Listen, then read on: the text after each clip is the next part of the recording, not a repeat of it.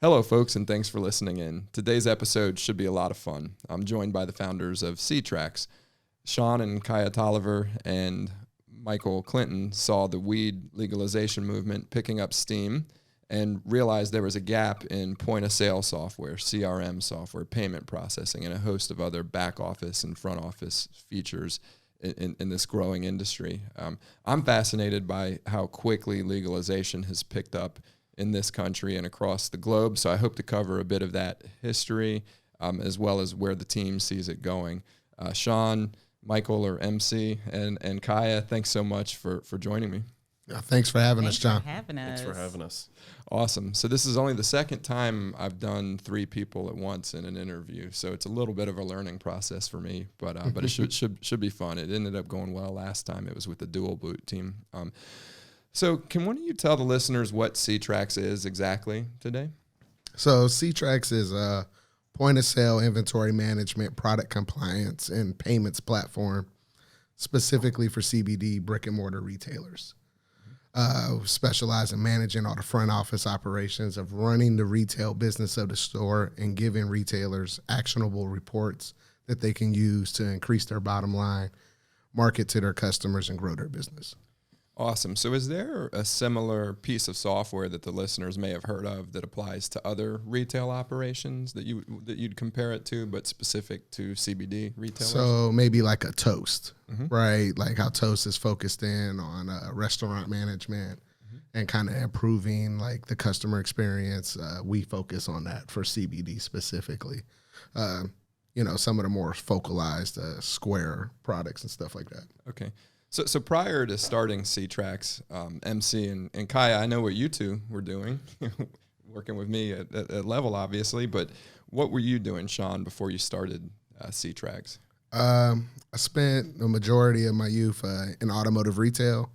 So I worked my way up through sales, ended up running like finance departments and the business management office for automotive retailers, automotive dealerships. And I left that because, Kiah and I, being married, she's just like, look, you working 70 hours a week is a little old, right?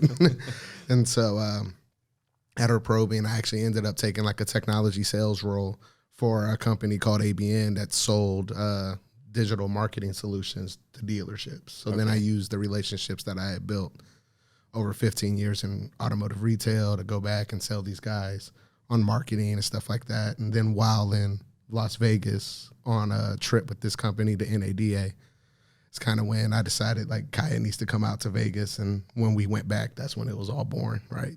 So at that point, Vegas or Nevada was one of the early states. I think Colorado and Washington, right? Were the first two. Yeah, Colorado, Washington, California, like so the West Coast had legalized, but we had all been on the East Coast forever.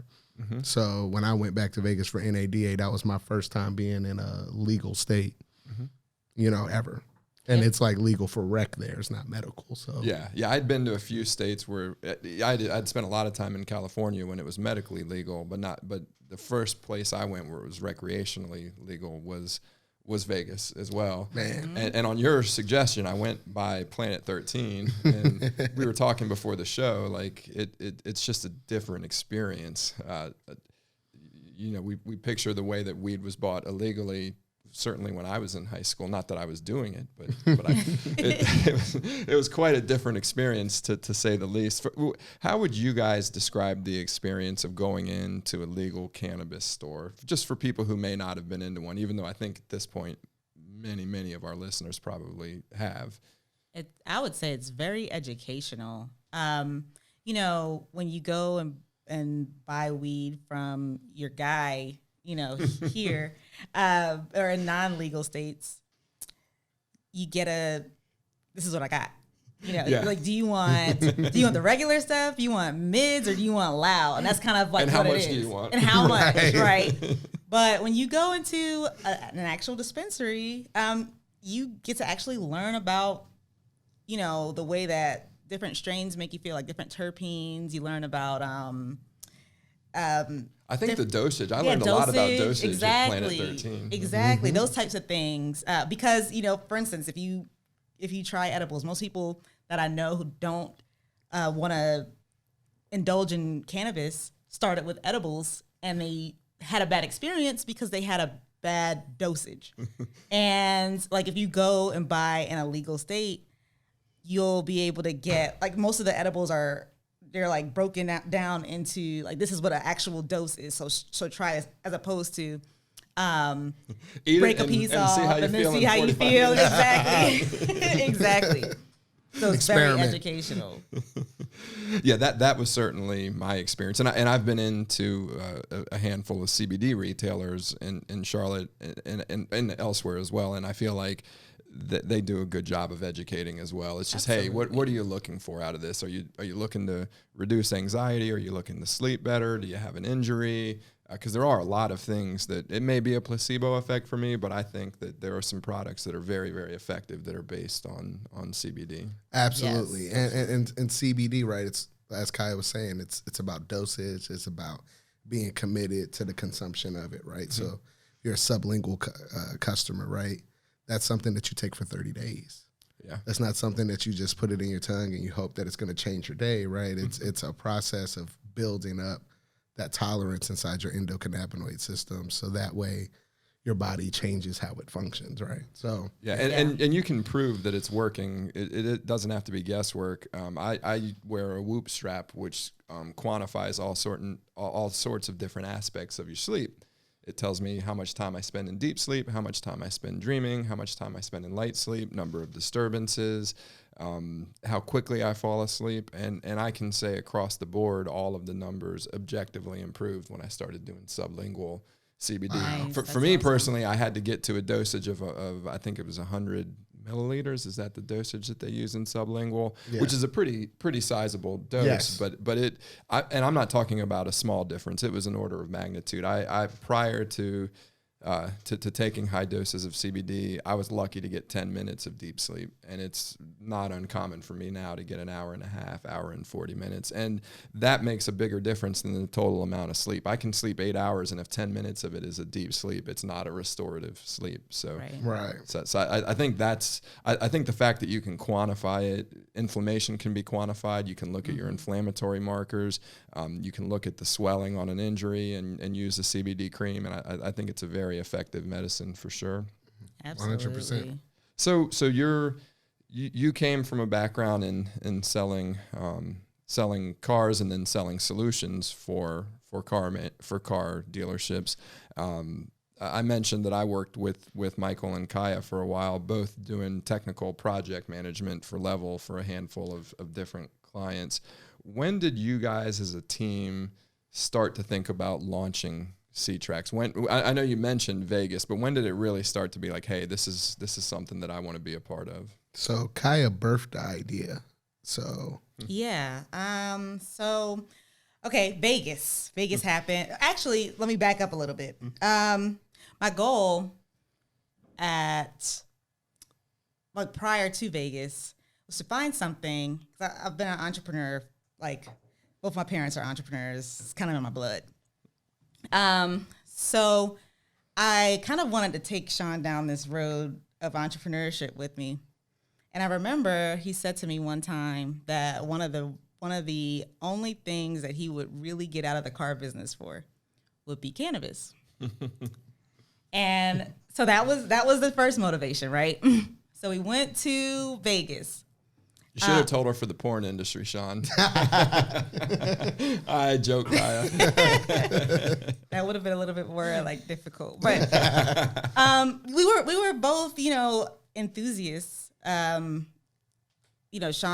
has kind of introduced me because of my PTSD from being in the military, but so thank you for your service, by the way. Oh, thank you. But we ended up in Vegas, and we went to a dispensary for the first time. And I think this was when Vegas was just becoming, was just getting their adult use program. Mm-hmm. So there was a dispensary in an office park. And this is like one of those, I guess it was like a shotgun dispensary, if you will. It was a legal one, but we went through the entire... It just threw it up. Exactly. That we went through the entire process. I mean, this was still better than going to your guy. But when it was time to check out, it was like a very long drawn out experience. It wasn't like something that you would experience in like a regular grocery store or even a gas station or anything. But you could tell that there were disparate systems that they were, kind of like bubble gum and. Well, now you say you could tell. You as a technologist, yes, could tell. Would Sean have known with his background? Could he tell that was why? Or because I would just knew it I sucked. Yeah. I was like, God, it's taking forever. We have a car waiting. Right. I want to go check into the hotel. I've been on a plane for 5 hours. I just want my edibles. Come on. Right. I've already selected everything. It took us 5 minutes to select product, and it's taken us like 20 minutes to check out. That's a terrible customer experience for sure. It really was. Yeah. She verbalized it, what it was, but for me, it was just like, come on. Right. And then I asked like, what software are you guys using? Because I know you did say I was a project manager. That's Michael. I'm a developer. Sorry. So I got it backwards. My apologies. No problem. But coming from that background, I was like, okay, this seems like if software is your issue, I'm your girl. You know what I mean? Like, so I asked what software they were using, and then they said that they didn't really like the software they were using was something that was for something else, and that they couldn't, really function the way that they needed to. And what we ended up doing was like trying to figure out how to make a solution for a dispensary. So we had to go and figure out all of the ins and outs of the industry. And now, did you know anybody that owned a dispensary at the time? Because I know now you know a bunch of people, but at the time, did you know anybody? Because that would be a logical first step, is to go talk to someone that you know who's running one. So I think one of the first things that we did is we joined Minorities for Medical Marijuana. Yep. Okay. And like that literally happened a couple of weeks after we got back from Las Vegas. And that kind of allowed for us to start getting introduced to all these different people and kind of allowed for us to get some firsthand knowledge, because while we understood cannabis as like a consumer, we understood it as like a black market consumer, and we didn't understand like what the real business was that was happening in these legalized states. So, it became an educational thing for us for like the whole first year, just learning. That's great. I think people should take a couple things away from this story. I think one, the best ideas come from seeing a very real problem. And so when Kiah is looking at this checkout process and saying this must be shitty software, like that's important, right? And then number two is to talk to the clients before you build a product.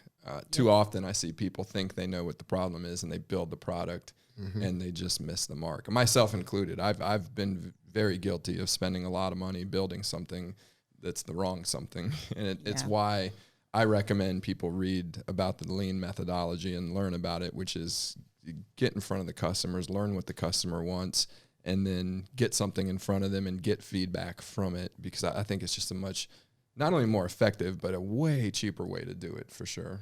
Oh, 100%. for sure. So that's great. We had to learn about that firsthand too, right? Even with that experience, like our very first product was still very much so a product that we had to learn to build the product that we now have. Yeah. Well, yeah, and that's kind of, that's following the same methodology, get something in front of them really quickly and then learn from that. So Kiah, you start percolating this idea. Does Sean help you? Does he help you articulate what the solution should be? Or how do you get from, okay, we think there's a need, we've validated that there's a need by talking to people. How do you go about now thinking about how do we build this product? And I'd also like to know how you got Michael on board at that point. Okay, I think those two questions kind of like coincide with each other. So over the trip, so we went to Vegas and then we went to Cali and also went to another dispensary. Same problem, right? So we've figured out that at least, well, we only went to 2 other dispensaries in Cali. So we figured out this is like not just a single issue with a single dispensary. So at that point, it was like, okay, so how do we solve this problem? We need a team, because can't like go it alone. I'm, of the belief that if you're gonna go fast, go alone. But if you're actually gonna go far, like I like build a that. team. So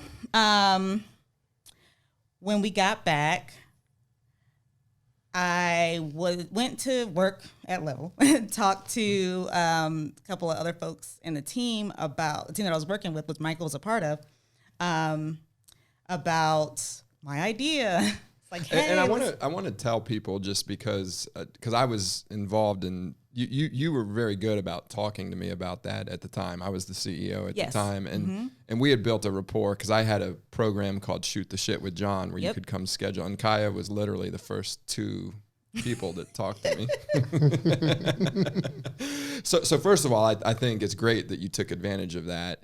And then you were very smart about the way you came to me and you said, look, I'm going to start advocating for cannabis. I don't want to do it if it's going to harm Level. Are you okay with this? And I think that's the right way to do it. And I think in some cases you're going to find a CEO or you're going to find a boss who says no. In my case, I looked at it as this is a no-brainer. It's becoming legal. I think we all see where this thing is going. I think we are going to look back 100 years from now and say one of the biggest mistakes we as a society made was marijuana prohibition, and probably a couple of other medicines that are out there. So in my case, I said, look, don't make it about Level and cannabis. Right. But I'm totally fine with you advocating. So I think that's important to point out to people. I think anytime you're going to get involved in starting a business while you're working for somebody else, you need to do some level of disclosure with people, because otherwise you can create, it could have potentially put us in a bad situation. Again, in my case, it didn't bother me, and I said, go ahead and do it. But I think that's a real important thing for people to do if you are starting something while you're working somewhere. Yeah. Absolutely. So you talked to Clinton, you talked to a couple of other people on the team. I was actually, spoke with another developer, and I think Michael was within earshot. And he was like, "Hey, you guys are talking about doing some cool shit. Do you need some project management help?" See, I think he would have really liked it if you said, I'm going to build a mobile app for tracking F3 workouts. Right? That would have been straight up his alley. I think we had multiple conversations about doing real estate, something at some point. So I knew his head was there. It was just okay, he wants to, you want to help with this? Hell yeah, come on. We need some project management help. Come on. And then he just kind of, just jumped in with both feet. That's and awesome. Kind of been in committed. ever since. Yeah. So talk to me about what the first client and first version of the software looked like. Now, you don't have to tell me the specific client, but talk about the nature of that client, how you landed them, and what the first version of the software. Because you've alluded to you had to build a product to build the product. Right. So the first client was as Kiah was telling you, right, when we first started building this, the thought process was to jump into medical cannabis, right? Mm-hmm. But there's a lot of hurdles to being a successful software solution in medical cannabis. One of which is money, right? And it's not a casual thing, right? You gotta compliance in medical was a really, really big deal, and to make a mistake could cost millions. Okay. So it was all right, you need to be really ready for that. So then December of 2018, when they legalized CBD federally, everyone thought about this wood and fiber and all of that. But there was a couple of entrepreneurs, now thousands, right, tens of thousands of them, that discovered smokable hemp and the experience that perfectly kind of replicates this legal market. So we launched with one of the first retailers that did that here in Charlotte. And it was 3 months of 80, 90-hour weeks, kind of just being in the store and seeing the successes and the failures, both on their operations, right, and the mistakes that they're making as a company that only existed for 5 or 6 months that was now doing, $300,000, $400,000 a month in retail sales. Wow. Right. Wow. So when we jumped into this, right, we didn't think it was that big, right? We jumped into it, but they were doing monumental volume, right? You're talking about 20 employees and $1 million worth of inventory at any given time. So, wow. And it was loose leaf paper processes. Right. I mean, Right. Like my these gosh, guys. they These didn't even do inventory. The first time they did inventory was when we onboarded. installed. You're right. So we Wow. onboarding the very first customer consisted of Kiah and myself because Michael was on vacation. Right, like he was on Wait, vacation. we gave vacation at Level? What the fuck? I was in Puerto Rico for a week and a half. Yeah, Right. Yeah. So, Thanks, John. So understand, like he was in Puerto Rico. So me and Kiah are in that store until like 3:00 in the morning, doing a hand count on every single one of their products because they've been open for 6 months and they've never done inventory. Wow. Ever, not once in their life. Their existing point of sale system didn't, like, they just said custom item and they just typed in the price and sold it. And the CBD stores I've been into, the employees, they aren't only smoking CBD. Let's be Oh honest. no. Look, we have a tagline, right, where we're a stoner-proof point of sale system, right? And And that's what we learned from that. That's one of my favorite features. And Yep. the current solution, when we go to give someone change, we don't just tell them it's 1865 and change. We tell them a 10, a 5, 3 ones. We break down every denomination for you, and we sell it to them as, well, this helps you focus on the customer, right? The building the customer experience, give them the warm and fuzzies to come back. That's interesting. But in reality, it's the stoner proof feature. Yeah, Exactly. Yeah. And just out of curiosity, not to go down a rabbit hole, but if they don't have any 5s, can they click a button that says no 5s in the No, we tell them this is just a recommendation for the least amount of denominations to give away. So you actually use, that's got to be the number one programming problem when I was interviewing out of undergrad that people would ask is how do you write an algorithm that breaks, and it's a very simple problem to solve, but it sounds like you guys actually got to apply that. I don't think I've ever heard of anybody actually using that algorithm other than as an interview question. I don't think most salespeople are high when they're giving out change, so we kind of need it. Right. We had to think outside the box. Exactly. It was a very unique problem that, you wouldn't necessarily think that you would have, except for in this industry, right? Like you don't go to a gas station and expect the attendant to be high.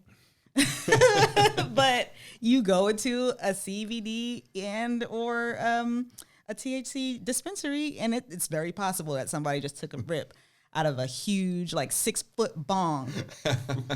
Like that, we really think that's why the inventory process took so long because we were counting and they were smoking. But love those guys though, right? Love 'em. But It was a great experience. it's like they were a brand that they're still very, very large. They're probably the largest brand, by retail volume at an individual location in North Carolina. And, they grew to that position. Yeah. 6 months within launch, right? Yep. And they held it. And Good for them. And there was a lot, Visionaries, yeah. right? And there's a lot of learning curves and a lot of pain points, and we went through that with them, which kind of helped us build the iOS application. Right? We started with a web application, so gosh, connectivity issues were crazy. A web app on an iPad. On an iPad. iPad. Have you ever tried to do that? It's terrible. the peripheral integration, I can only Oh my imagine. gosh, that was the problem. That was the problem right there. It was so much, right? So you've got some problems with the first version of the software. I've heard, maybe it's Zuckerberg said it, but somebody said if you're not embarrassed by the first version of your product, you waited too long. So It was definitely embarrassing. Oh yeah, it was. Yeah. so how far would you say that version of the software was for your vision, from where your vision was and where you knew you wanted to take it? So if the vision, right, is a touchdown, like that was like Pee-wee football. Okay. like if it's like a touchdown in the Super Bowl, right? Like this was high school football, JV. First down, yeah. Right? Like The 6-year-old that's running in circles. Right. Pee-wee. like it was definitely like we need to get a product out there, right? Because we don't know what we don't know. Exactly. And we have a relationship. Right. So much of this business is about relationships, right? So much of this business is about brand loyalty and like commitment to the greater thing, which is the legalization of cannabis and like people being able to have access to it. Yep. By the way, I'm the unprofessional one who just had my phone ring. Apparently, you can turn Do Not Disturb on, but if somebody is in your favorites list, it overrides it and will ring. So I apologize for that. Todd's giving us more beers, so Hey, I like Yay, it. beer. So Sean talks about the features, right, and the embarrassment and other things that we learned, but the relationships that we had to build, and that's what has propelled us from the embarrassing feature, that or the embarrassing solution to what we have now, where we can, we're starting to have the conversations.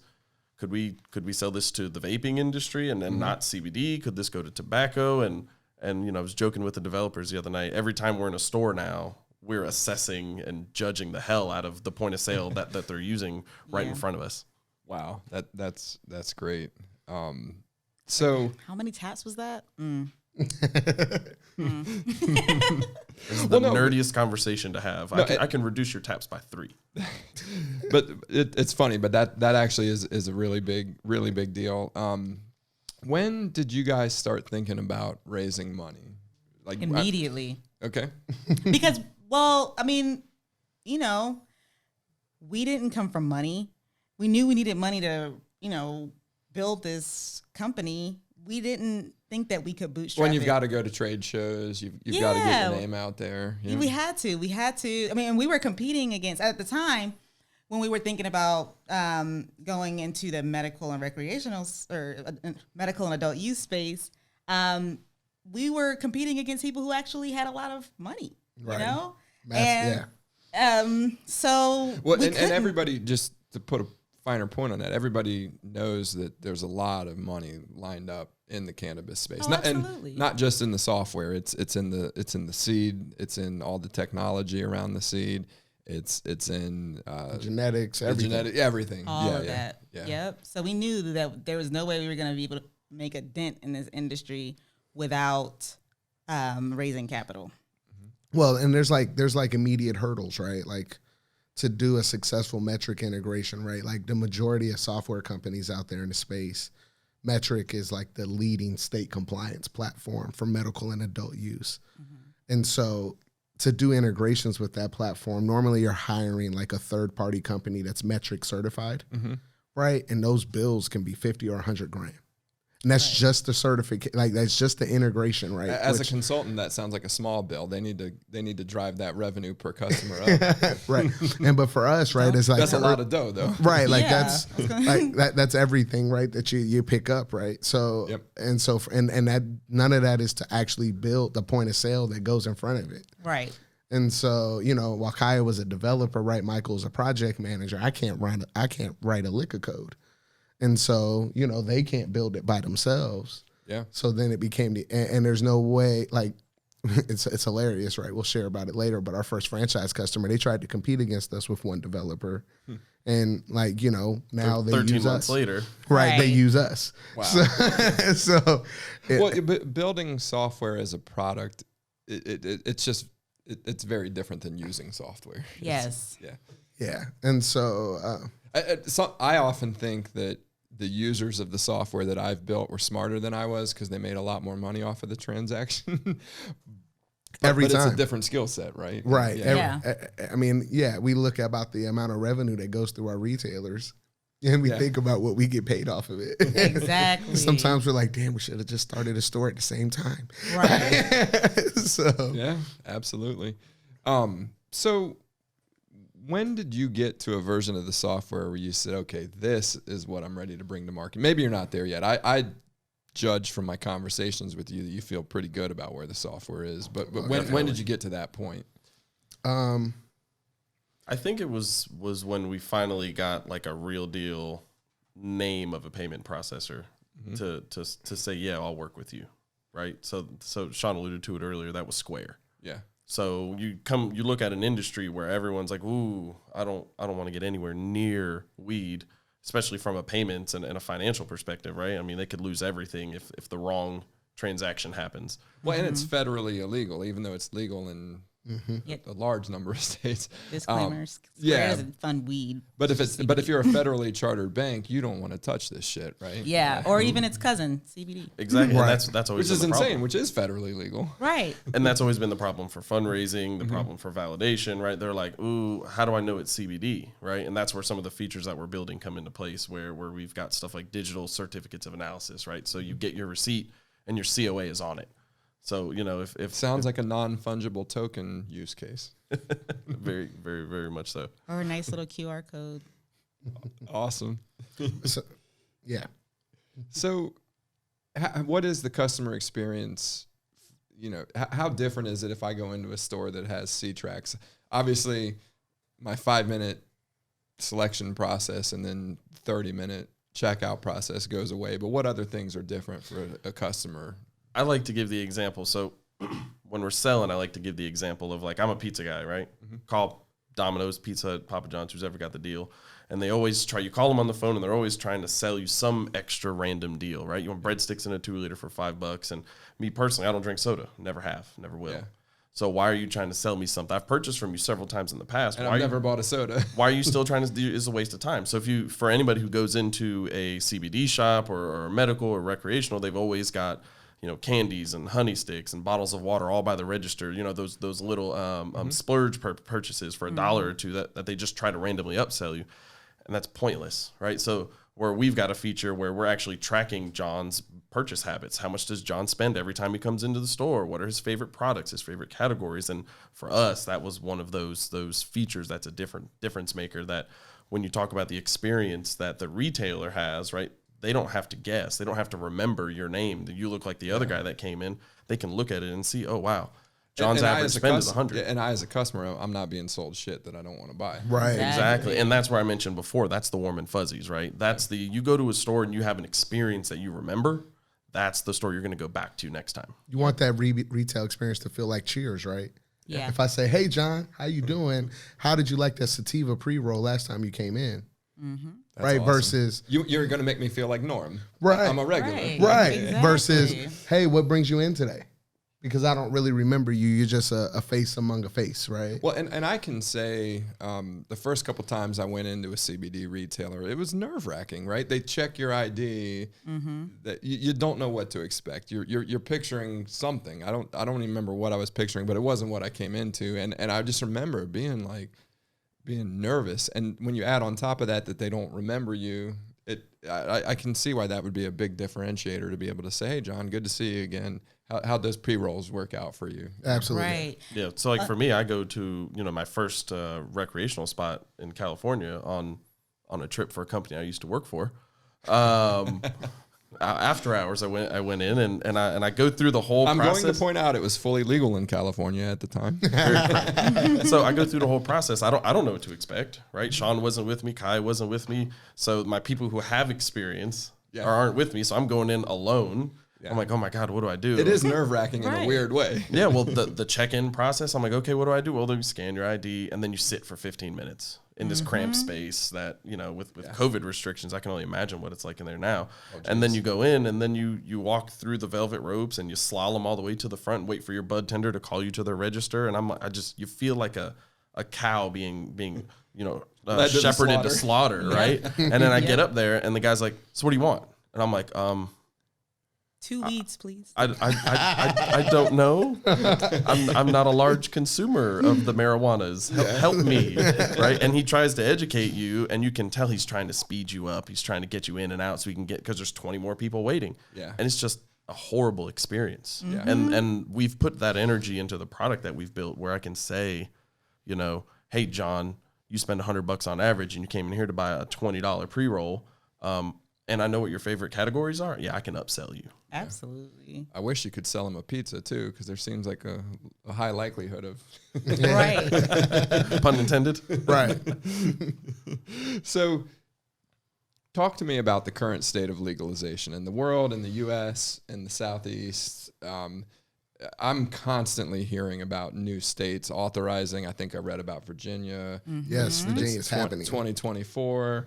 It's still great. I'm shocked personally that North Carolina and Virginia weren't the first ones to sign up, because it's just such a natural fit for their literally the world's two largest cigarette companies are based here, and it just seems like with all their clients dying, it would be great if they could take on a product that doesn't actually kill their customers. Right. But talk to me about about legalization and where it is right now. So I think the big hurdle.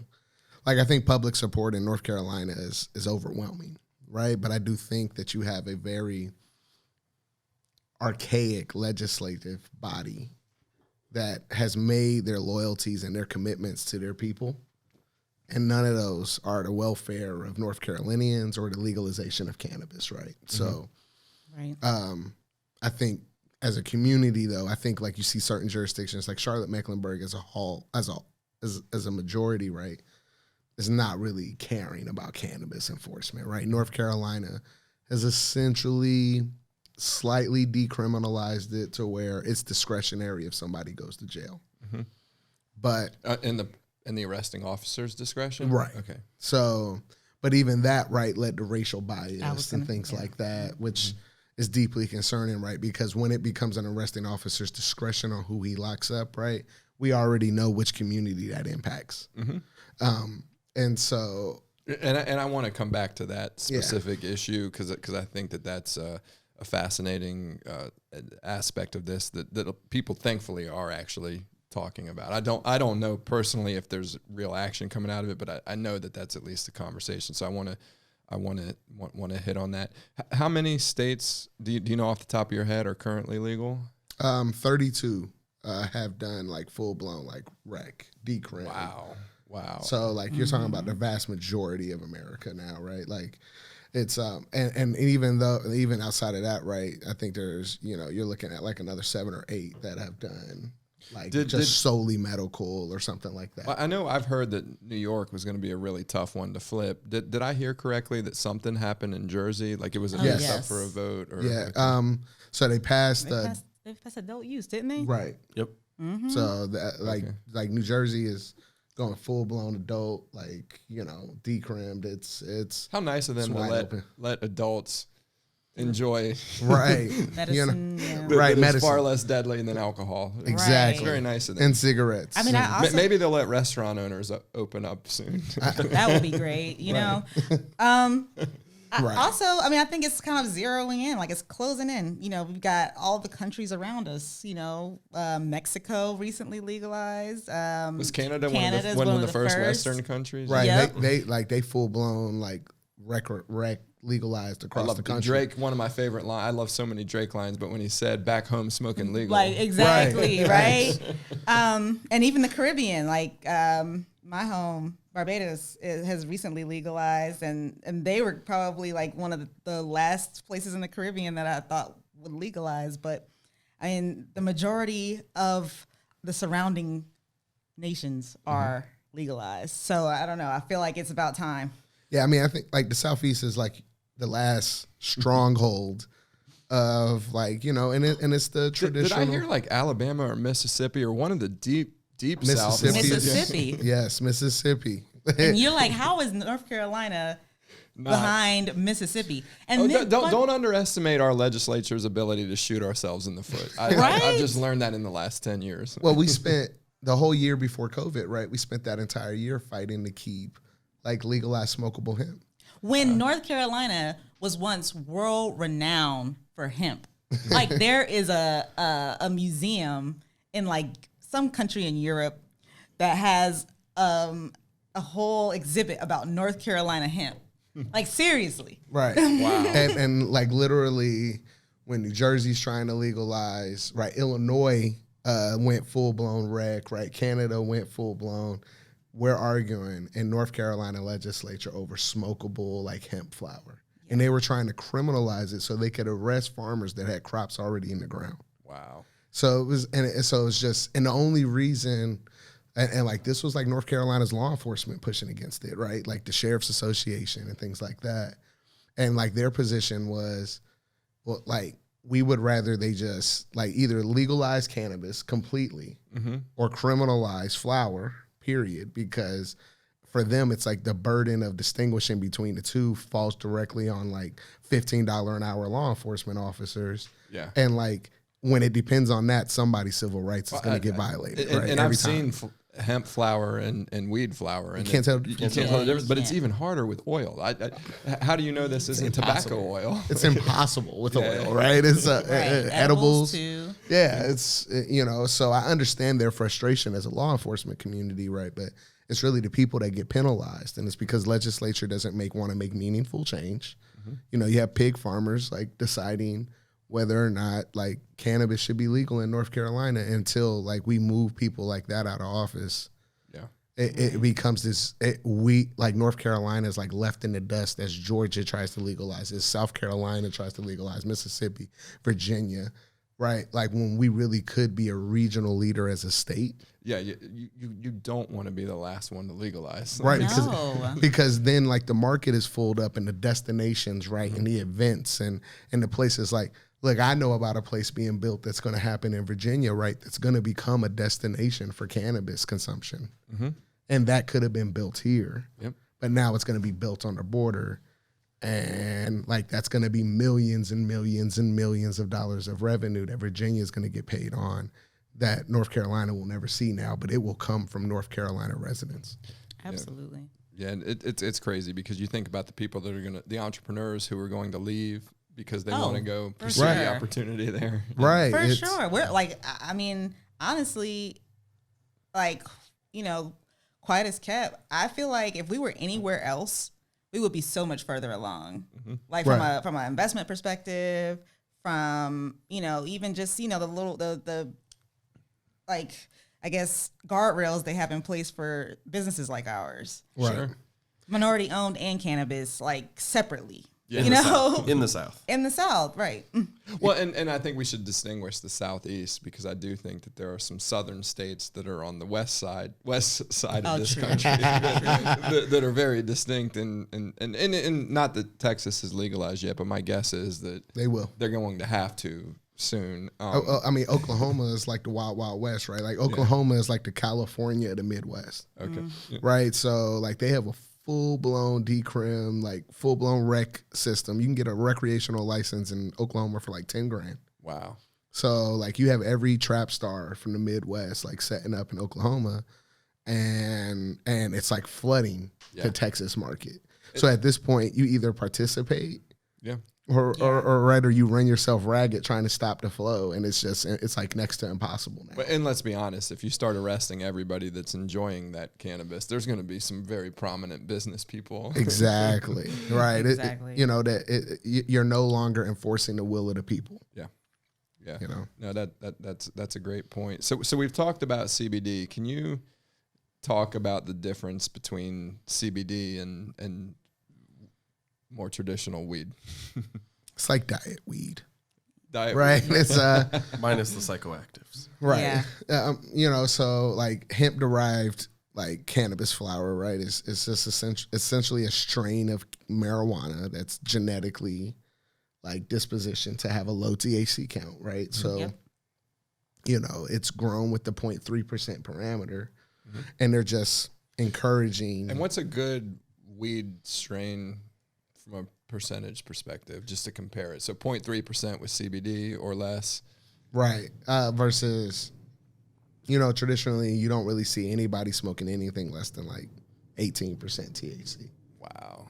You know, Right. and that's not like a premium product or anything, right? But that's just like you don't see too much product on the shelf with less than So about 18%. 54x. So it's an order. It's between an order of magnitude and 2 orders of magnitude difference. Yep. Okay, Right. Got it. You can smoke pounds and pounds of CBD and never get what you get, right? Well, from what I hear, my parents' generation smoked weed that was more, not quite 0.3%, but a lot lower percentage than the current Yeah. strains that are being marketed. Oh yeah, 100%. That's true, because genetics, like now since legalization has happened in the United States in some places, you know, people are breeding genetics for higher THC counts and percentages. And how they grow it and the technology involved in Yep. that, right? Like the specifics. But like as Kiah was talking about earlier, right? Like mids and louds, right? Like mids, right? And the whole concept of mids as a flower doesn't really exist anymore, right? Even like especially in a legal market. Like go to a dispensary in California and try and find mids. It's just non-existent. But and even in the black market, it's next to non-existent. Almost everything is, you know, greenhouse or indoor grown. Like that's like the driving product on the market, and that's what everybody wants because that's what everybody kind of pop culture glorifies, right? It's interesting to me. somewhat along those lines, but kind of a tangent here. But I recently interviewed a doctor who had he's written a bunch of books, but one of them was about a detoxification protocol to prevent disease and to prevent all sorts of early aging and those sorts of things. And he had literally a whole section dedicated to marijuana. And he's like, technically, if you want to detox, you probably want to reduce your marijuana usage, but if you're going to, it needs to be organic. And that was his recommendation. And I've heard people talk about, I think that most states who have legalized require organic. I don't think you can use all the nasty pesticides and chemicals that we associate with mass agriculture. It may only be certain states that have done it, but I know one of the big there was a guest on the Joe Rogan Experience who talked about, he was a park ranger and he found all of these illegal grow operations outdoors in California in national parks where these Mexican gangs were coming up and growing. And to say it wasn't organic is an understatement. It was awful chemicals that they were using. And his recommendation was the same thing, which was, if you're going to smoke weed, just buy legal, buy it from California, buy it from Colorado. It's just funny to think of it, that it's a health concern. Absolutely. I mean, you got to think about, like, the majority of people are, who are consuming cannabis are consuming it to help something. Mm-hmm. And then it's like, if you take a couple of steps forward by consuming the cannabis, you're taking like the same amount of steps back if you've got a whole bunch of pesticides and, like the soil that it was grown in was, nutrient depleted. Yeah, nutrient depleted or even grew tobacco on it, right? Like, contaminated. So like cannabis, like as a whole, right? As a plant, right? Whether it's the Delta 9 THC variant, right? That's legal, or whether it's hemp, right? Like they're both like highly absorptive plants. So whatever is in the ground with them, they're gonna absorb. Mm-hmm. And if you smoke it, you're gonna consume that as well, right? Like, so it's like that, like these plants drink up everything, right? You can, like, they're planting hemp around Chernobyl to pull, like the radioactive contents out of the soil. So obviously you take that hemp and you have to destroy it, but it's because that plant will reach 10, 15 feet down into a soil and pull the contaminants out. Wow. So that's why it's so important for folks. Right, like it's so important for farmers. Well, to me, that's why it should be legal and it should be regulated, because people are using this, whether it's legal or illegal. I think if you ask anybody why they don't use a drug, and I would argue it's any drug, but if you ask them why they don't use cannabis, I suspect there is not one answer that's going to be because it's illegal. Right. I really want to use it, but it's illegal. Majority of folks that are anti-cannabis now are repeating propaganda that somebody has convinced them to believe, right? Whether or not the science or anything backs them, right? Like I definitely listen to a currently elected North Carolina politician say that the only thing like more dangerous than legalizing cannabis is like just essentially like giving everyone in North Carolina access to coke, right? Like he equates cannabis and like a true blue like synthetic narcotic as the same thing. Wow. And he's an elected official that makes law, right? So it's as crazy as it sounds, it is a very real thing that people that are uninformed and uneducated are preventing, like people that do understand, from having access to a plant that truly does benefit them and change lives. Like there are people that I know. Kiah mentioned the PTSD, which is something I want to dig into, because that is. There are some treatments that aren't marketed by major pharmaceutical interests that are much more effective, and they're plant based, and so I think that honestly is going to be the tipping point for the holdouts, the people that are still stuck in their way of thinking that was formed by some propaganda they saw 50 years ago, or some gateway drug argument that they heard that they believed. I think when it comes down to this is the only way, not only, but this is the most effective way to help our veterans, that becomes a very difficult argument. A plant is always better than a pill, right? Yeah, absolutely. Exactly. Absolutely. So you mentioned Delta 9 THC. I want to ask you, I've heard a lot about Delta 8 or D8. What's the deal? Is that similar to the CBD THC distinction, or? So Delta 9 is an endocannabinoid that's directly derived from like a plant possessing like substantially more than 0.3%, right? So a non-hemp plant. So a traditional, strain of marijuana. Delta 8 is derived directly from hemp plants. So it only exists in a hemp plant. You can only extract that cannabinoid from hemp plant matter. And it's just an isolated cannabinoid that when So, because I've heard there's a bunch of other, like CBD is the most popular, but there's CBN. There's all sorts of other. CBG, right? So, and all of them have different impacts, right? All of these endocannabinoids impact your body in different ways. Because you have receptors that absorb it. Okay. And then impact you, right? So, Delta 8 is just something that was like once they extracted it, right, into its pure form, they recognized that it carried it affected you in similar psychoactive ways as a Delta 9 cannabinoid. And so now you've seen like the whole industry is kind of tilted away from CBN and CBG and THCA, which was like another spinoff from CBD, right? But that was also legal, right, technically, federally. Right. This is all underneath of this hemp plant, right? Where folks are really just they're just breaking the plant down until they find the endocannabinoid that works. Right. And then Delta, and people are still doing that, but the first one that they said ding, ding, ding was Delta 8, right? Like this one works.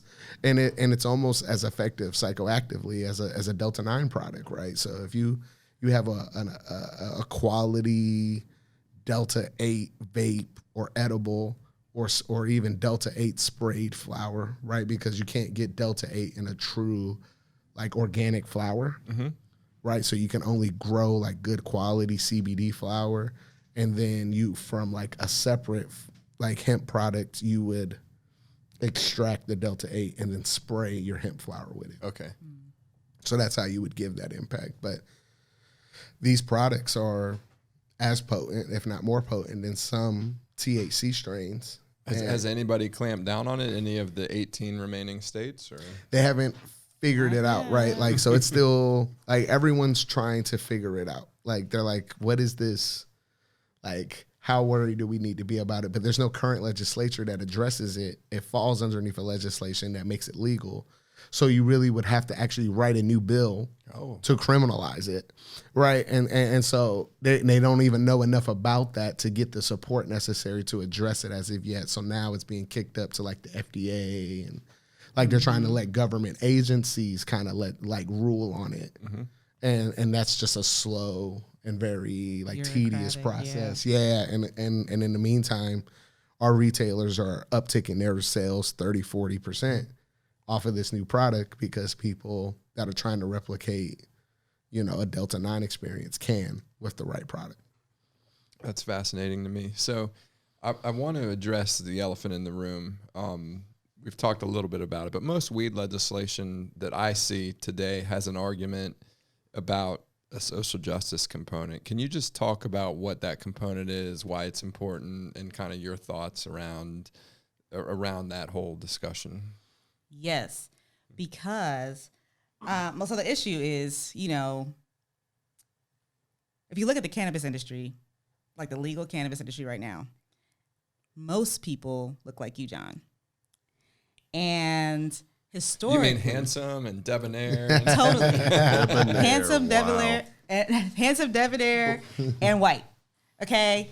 And the problem with that is that people that look like me and Sean and Michael are still going to jail. For the same thing that like a bunch of other people are making a lot of money on. And that's a problem. That's an issue. Like, you look at the double standard, right? There was an article that was written in like a women's health magazine, right? And it was essentially like soccer moms saying how cannabis makes them better moms, right? Well, I love how soccer moms can go get drunk every night on wine and it's not alcoholism. Right. And it was like this soccer mom saying how cannabis makes her such a better mom and things like that. And we're like, there's 10 million black men that could probably be better dads too if they were just allowed to smoke cannabis while raising their kids. Yeah. But the system hasn't allowed for that. The war on drugs, it targeted our communities. Well, and we talk about just the social justice component of it. You know, Sean alluded earlier to local law enforcement in North Carolina basically saying it's flour, right? But the reasoning behind that is that's their probable cause, right? Looks like weed, smells like weed. Cool, I can search your car now because that's a Schedule I drug.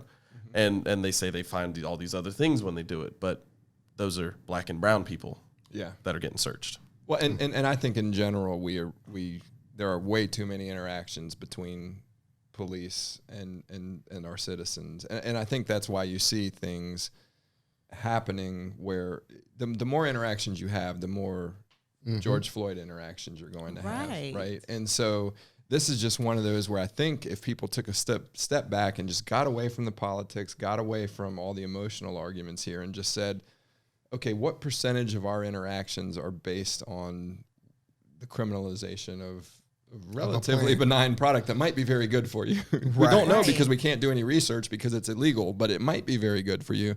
But if we just looked at that alone and said, you know what, 70% of the interactions are because of this, if we got rid of those, how many times that somebody was selling counterfeit cigarettes or loose cigarettes but ended up escalating into a very expensive problem for the police department, a very out in front of everything exposure.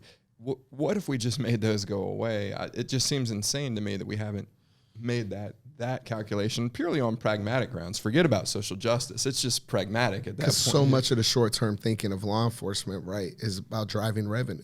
Yeah, that's like true. the you know, when they choked a man to death for selling illegal cigarettes. Michael, what was it? No, which one was that? Eric Garner. Eric Garner. Eric Garner. When that's bad that there's so many of them that we can't even remember which one is which. But yes, so that one. Yeah, like their thought wasn't that it was going to turn into a lawsuit and that they were going to kill somebody. Their thought is that they were going to ticket this man, and they were going to make some revenue, and they were going to hit a quota, right? Because that's what their job was.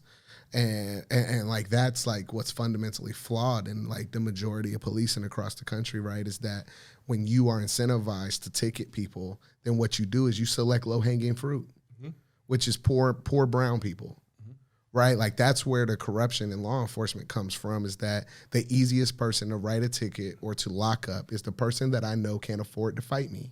Right. And so that's why you'll see like there's poor white people that suffer from the same struggle, right? Because like the thing that they share in unison is poverty. And poor people can't fight the police. Like they pull over a John Espy, right? You'll end up owning a police precinct. Right? But they pull over somebody that makes $14 an hour at AutoZone, right? Like, you know, it's a different struggle. Right now, that guy just has to pay the ticket. But then what if that guy can't pay the ticket, right? So that's how it gets crazy.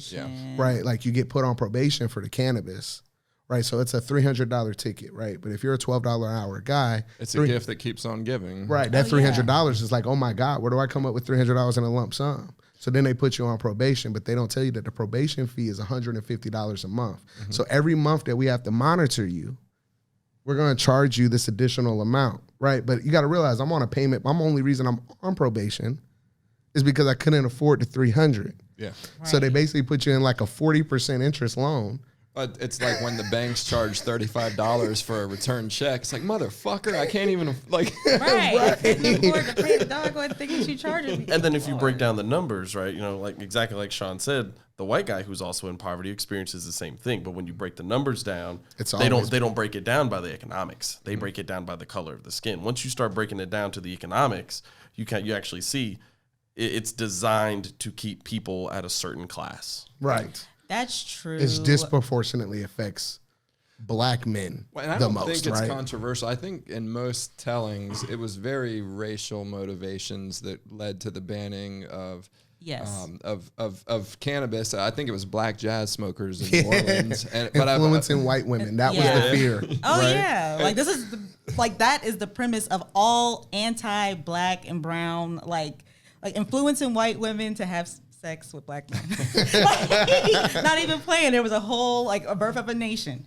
That's where it started. Yeah, and so I think those are pretty well understood that was some of the origins of the anti-cannabis. I also have heard that the Hearst Publishing Company owned some paper farms and really preferred paper over hemp, even though hemp was a demonstrably superior product. So I think there was some commercial interest too, but it was, I've never heard anybody argue against the fact that it was pretty racially motivated. And also the same thing against Chinese immigrants in China who like to smoke opium. And it was less around concerns about opium and its effects, and more about a way to harass those Exactly. Absolutely. Well, it's the money of it. I mean, Sean said it earlier, or Kiah, you said it, right? A plant's better than a pill. They got to make the pill. They got to charge you to buy the pill. And then they tell you have PTSD, you need to take this pill, but you also have to pay for the pill. Yep. But they don't want you to be able to grow something in your backyard. And so when you think about like social equity, right? So if you think about one community has been disproportionately affected by like cannabis law, right? Like this community has had its doors kicked in. This community has had its sons and fathers like taken from them and serving 10 and 15-year jail sentences, right? This community is like created like single mothers, right? And kids that were affected by that. So that community should get first opportunity at the table when the legalization of this product provides like new opportunities for wealth, right? So like there's whole families that will never start a tech startup, right? They don't have that background, right? But dad has a 15-year history in the trap game. He understands cannabis, right? He knows good product. He knows how to service people. He knows how to provide a great experience, and that man should have a dispensary. Right, but he can't because now he's a felon. Exactly. And you can, you know, like you can't be a felon and get and win a license. And also, like even if he could, it costs $1 million to get a license. Right. So where does he get that? What do you do? Yeah. So, and that's what social equity is about, right? It's about giving that opportunity to that man that's like served a sentence for something that he really shouldn't have. And we all know that in hindsight, but you can't give him back 15 years of his life. But you can give him a license for $1,000. Yeah. Right. You can give him a low rent lease on a building in his community. Right. And you can give him ample opportunity to build like a generational wealth that he can pass down to his children, that while you can't compensate him for his time, maybe you can turn a community, right? You can turn a generation of people and allow for them to build on the economics of the business. Yep. And the flip side of that coin, right? You talk about building the generational wealth that he can pass down to his family. While he spent 15 years in jail, that paid for someone else's generational wealth. Right. Because that private prison, right, like they profited off of every day that he sat in there. Right. So it's, you know, it's unfair and it's biased, right? But like I wouldn't support legalization in North Carolina unless I knew the dispensary on Beatty's Ford Road was owned by somebody from Beatty's Ford Road. And like any situation that doesn't result in that, like I'd protest against it as much as I protest against like the criminalization of it now. Because that has to be done first. Because one thing I do know about legislature is that they don't never go back and fix their mistakes. So if we let them pass it the wrong way the first time, then they'll make millions and millions and millions. I feel like every shitty law is an excuse for a new shitty law that's even Facts. worse. Yeah. Facts. It's just shifting the money from one percenter to another 1%. Yeah, some lobbyists got to get paid to do it the right way when we could just do it the right way the first time. So I want to continue on this theme a little bit. You guys obviously are a minority-owned and operated company. What challenges surprised you the most in starting a company as a group of minorities? I mean, all the stuff that we just said, but I mean, a perfect example of that is, you know, you joked about F3 earlier. So, you know, for those who don't know what F3 is, it's primarily a bunch of middle-aged white guys that work out early in the morning, and they have to do it early in the morning because they have these high-paying jobs. So I reach out to my network and say, hey, guys, I'm starting this company. Who wants to invest? And someone said, I know a hedge fund manager. Let me connect you. And he's local and he's in Charlotte. And I'm like, perfect opportunity. I can speak to somebody with money in Charlotte in my network that might invest in us. And you reach out and you say what you do. And the response is, I don't invest in marijuana. Wow. But we're a software company. I don't invest in marijuana. And that's the repeated answer. If I'm not mistaken, one of the most successful CBD companies in the world is here in Charlotte, right? CBDMD. I hear their ads all over the place. CBDMD is massive. Yeah.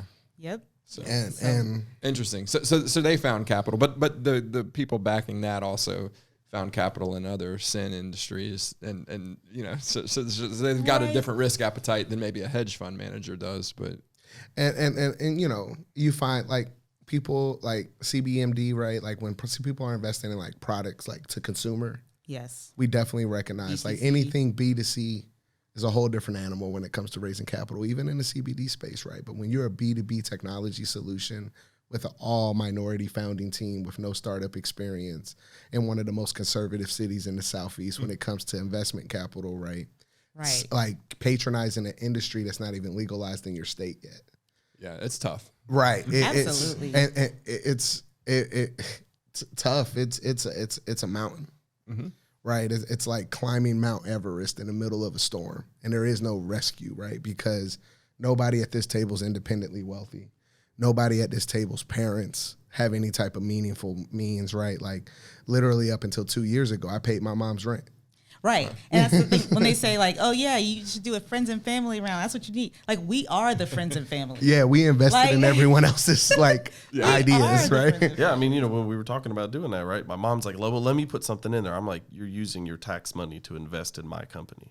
No. Yeah. I'm not going to let you do that. Right. Yeah, Because that's all friends she and- got. That's a great point. I think friends and family has a very different meaning for disadvantaged communities. I see it firsthand with my my fiance who you guys have met, Yeah. Victoria. She's Nicaraguan, and it's a very poor country. I think I heard second poorest country in the world. So it's an insanely poor, and you see it with the opportunities that her family has. It's impossible to have real opportunity in a country like Nicaragua. Exactly. and Right. whether minorities face that level of struggle or not, I think rational people can debate, but I think it's irrational to argue that we all are starting from the same place and have the same group of friends and family. Right. Exactly, right? Yeah. Like it's crazy. One of the companies we were going to, so I'll give it to you in perspective. Yes. One of the companies that we were going to partner with, and I'll be very obscure on the details, right? Because it's sensitive. But One of my millions of listeners will probably figure it out anyway. but this guy raised $500,000 before he had a product, right? In a legal market, solely medical, but arguably one of the top 3 smallest markets in the country for medical. He raised $500,000 on an idea. No verifiable proof of product, no nothing. And we had to install our first customer to get our first check for $50,000. His company is out. He's no longer the founder or the CEO. He's out of business. And like the company as he perceived it, like ceased to exist. And like they're no longer relevant. They're never going to do what he ever thought they were going to do. Like, and that's $500,000 just blown. And if we had ever had $500,000, I think we'd be in 300 stores. Yeah. Easy. It would be massive. I agree, but I do think the silver lining in all of this is that a lack of resources forces you to become innovative. Right. Yeah. Yeah. And you know what? If we had gotten $500,000 3 years ago, I think you might have done some bad decisions. I did. And we would have, right? Like, because we made mistakes with the first 50. Yeah. Right. Like, we Right. made, like me personally, right, as the CEO, made mistakes because I didn't know what I didn't know at that point. Right. And I thought that I did know. Yeah. And I And was we had wrong. people promise that they were going to like follow on invest, and we just believed people, and now you can't believe people. No, not at all. Right. Unfortunately, Until the Kiah, check that clears. happens to white people too. Well, yeah, of course. I mean, that was a learning. But that's not to say it experience. isn't a problem. But that is the worst. Investors who, to me as an investor, when I look at something, if I don't think I'm going to do it, I tell the person up front because it's so terrible to lead somebody on. And I think a lot of investors, they're intentionally vague. And then if you know you're not going to invest, just tell these people because their time is valuable and they need to go find somebody who actually is a good fit for it. And we spent a year, right, trying to find investors, right, and like trying to cater to investors and trying to do what we thought investors wanted us to do. And then we really realized that at the end of that was the 100% wrong way to go about life, and we really should have just spent all our time like focusing on our customer. Yeah. Well, that's Right. But you talk Great about advice. right the being authentic and the disingenuous, right? The flip side of that is, we're in a state of our nation where it's all about inclusivity and giving everybody an opportunity. And as Kiah and Sean and I were talking about this going up front, We go into a pitch competition, and a banana ice cream won. Wow. Versus a company like us where it's very clear and apparent, like the big dogs who've brought in a ton of money, just look at their product versus ours, and it is vastly inferior to ours, just from the look and feel. Mm-hmm. Right. Yep. And this is a woman, or this is a pitch competition for women-owned companies. Yep. And it was super cliche. I was like, really? A banana ice cream company? Like, but when we're trying to like, have women get into tech. I bet it was damn good banana ice. It was okay. And so when you look at That's damn resources, good whiskey though, right? oh yes, very much so. Good whiskey. When you think about resources for Black companies, like so many of them are driven towards services. Yes, absolutely. So many of them are driven towards like open. how to get a food truck or how to open a hair salon, right? But when you look for like resources as a Black startup for like scaling a tech company, those resources are a lot fewer and far between. And they're all in Atlanta. and you find yourself competing against companies that did have successful friends and family rounds. Right.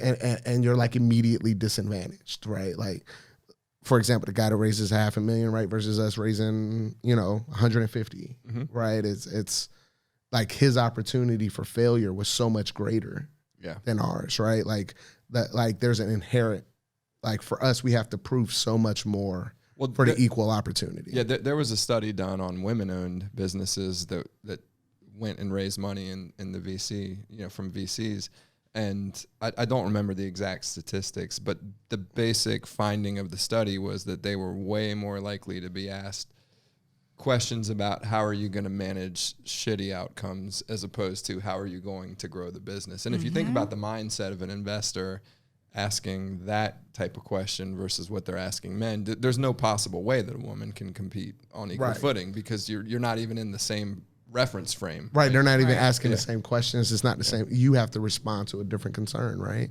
And so another thing that, on the subject of being a minority-owned business, and I think this kind of goes just being a minority in general, right? Like you don't know when the issue is that you're a minority or something else. Because they aren't always nice enough to tell you that it's racism. Right. Or even what it is. Like they don't even tell you what it is. Because what we've noticed is that like we've, had multiple conversations with folks and they're like, oh yeah, we're going to invest. We love you guys. You guys are great.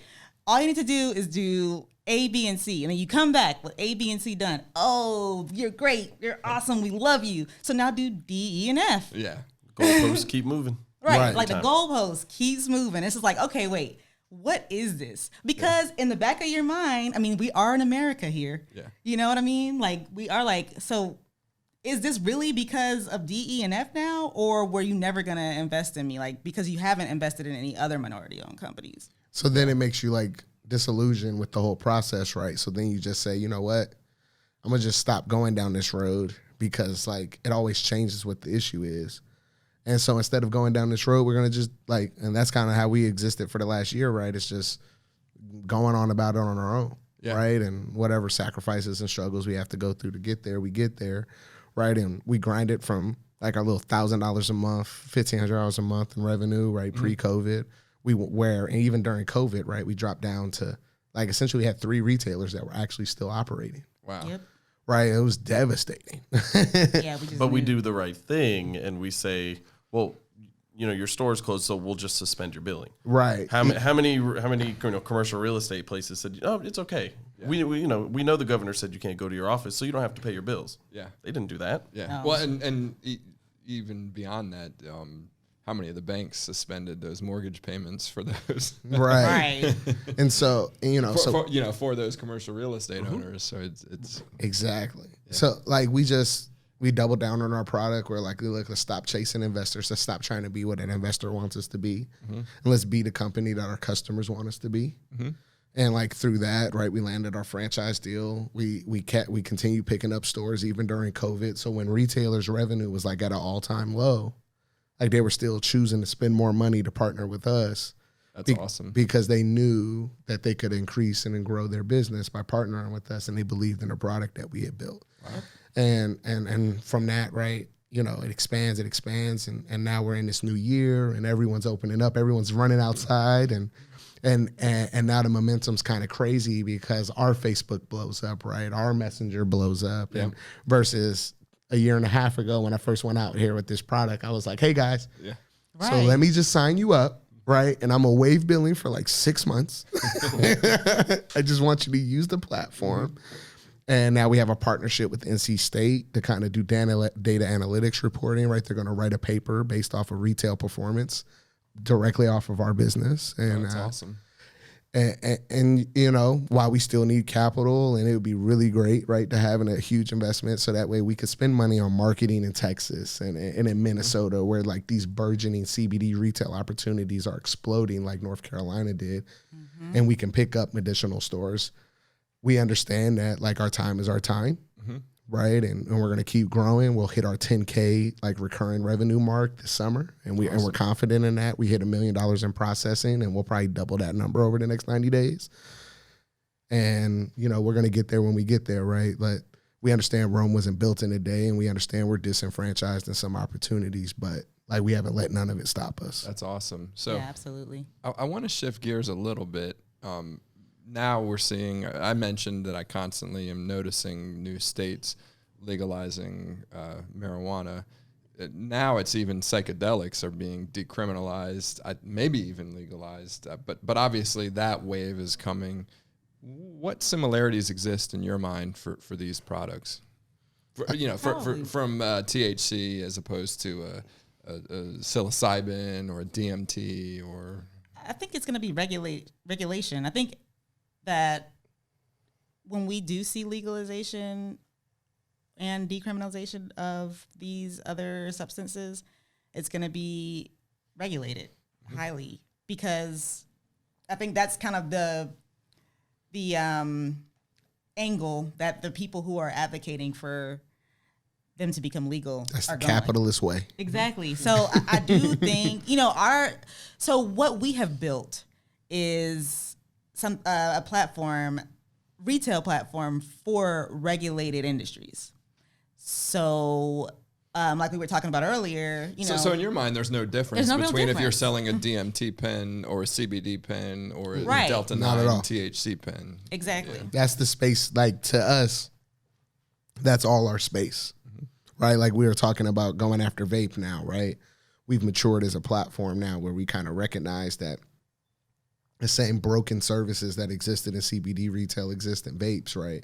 And while we still plan on launching in a medical marijuana later this year, there's also like this whole other vape opportunity that's like a layup. So I think when you look at mushrooms and things like that coming, they're going to go through the same regulation and compliance process, like Kiah was saying, as cannabis.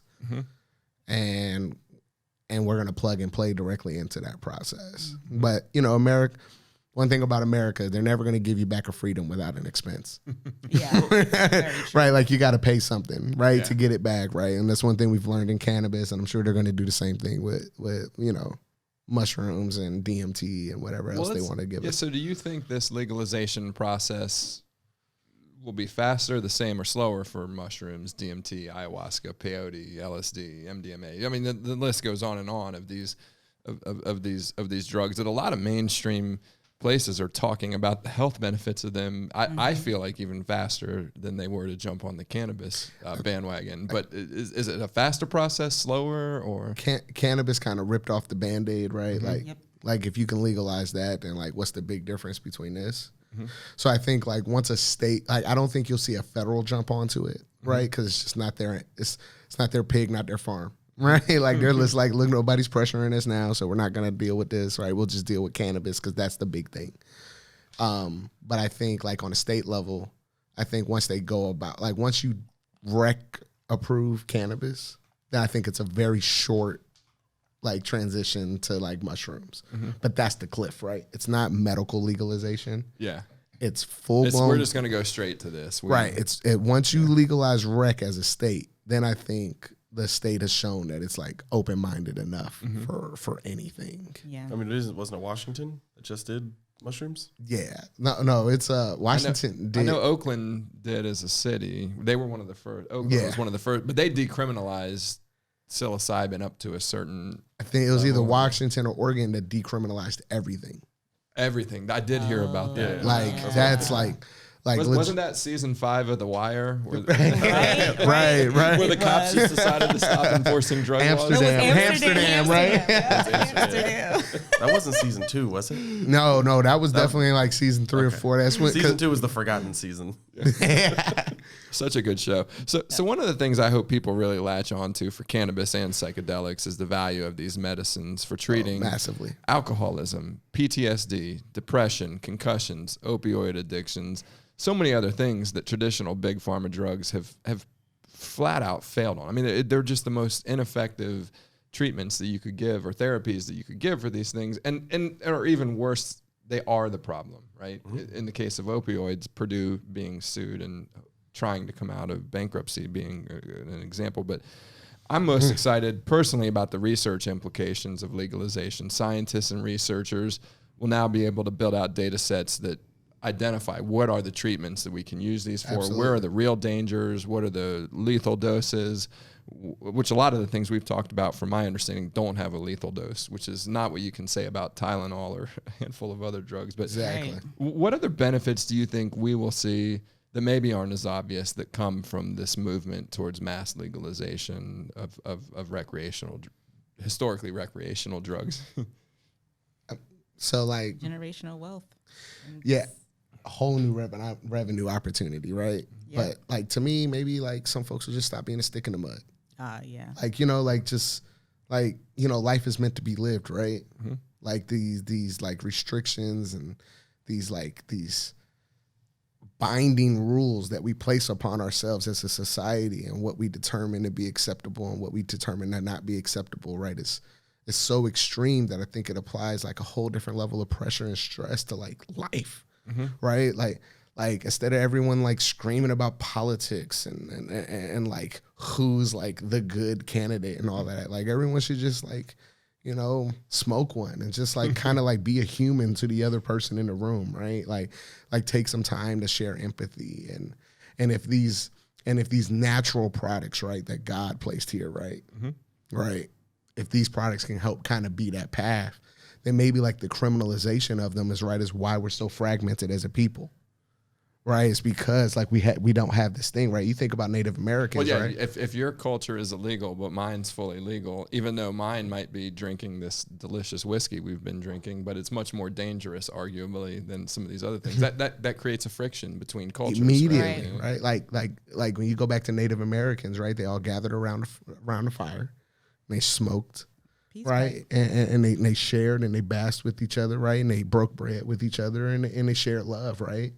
And like when you criminalize those type of environments, right, you replace them with like toxic things like alcohol, right, which we know all leads to fights and crazy folks doing crazy things. Car crashes. Right, like you replace it with this thing that like makes you want a pizza.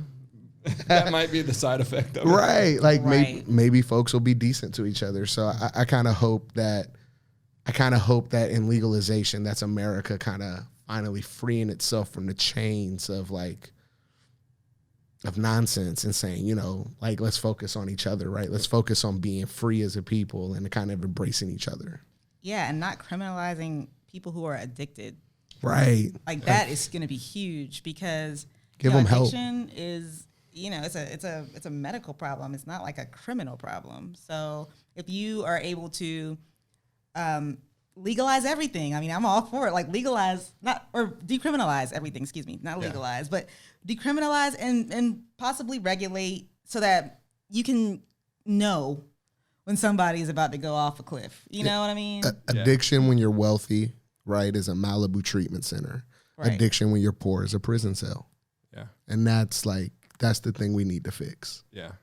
Yeah, for sure. And some addictions that are equally dangerous aren't illegal at all. So there's Right. porno Exactly. addiction. There's, Right. I even heard Artie Lang on a podcast interview say, you don't have to take cocaine to be on the effects of cocaine. He's like, when I used to drive to my guy to pick up a bag, I had elevated I had all sorts of elevated, like I was thinking about the coke. He was like, I was on the effect of the coke. I wasn't coked out, but I was, on the effect of it. And that's the interesting thing, is that there are so many things that put you in a state, into an altered state, and Sugar. Right. just Sugar. because it's Caffeine. something that you've ingested. It's Right. No, granulated sugar. Same exact impact on your brain as cocaine. yeah. Yep. That's a documented study. That's And crazy. arguably, the health effects are worse, right? Like diabetes and. Yeah. I mean, look, there's no doubt that you can overdose on cocaine. There's I believe that to be true, but a sugar overdose leads to 30% of the population having diabetes, and that's a much more expensive problem. Very true. exactly. And if there were, some regulations around cocaine, maybe there could be a dose of it so that you wouldn't overdose. You know what I'm saying? Yeah. And it's like, if that's what you want to do, you should be able to do it. It's you. Right. That's the I problem can with the drive my black car market. into a cliff, and there's nothing anybody can do Right. about it. Like Exactly. I do get the argument that you driving under impairment, you can certainly hurt and kill people, but I think those situations can be managed with tort laws. It doesn't feel like the solution that we've chosen is the only way to do it. There has to be a more effective way to do it, a more humane way to do it, and a more equitable way to do it. And I think on that, we can end, because that's a great note to end on. I really appreciate you guys joining me. I had a lot of fun talking about all of this, and I wish you continued success for sure. No, thank you for having us, John. It's awesome. Thank you so much. All right, thanks. Cheers.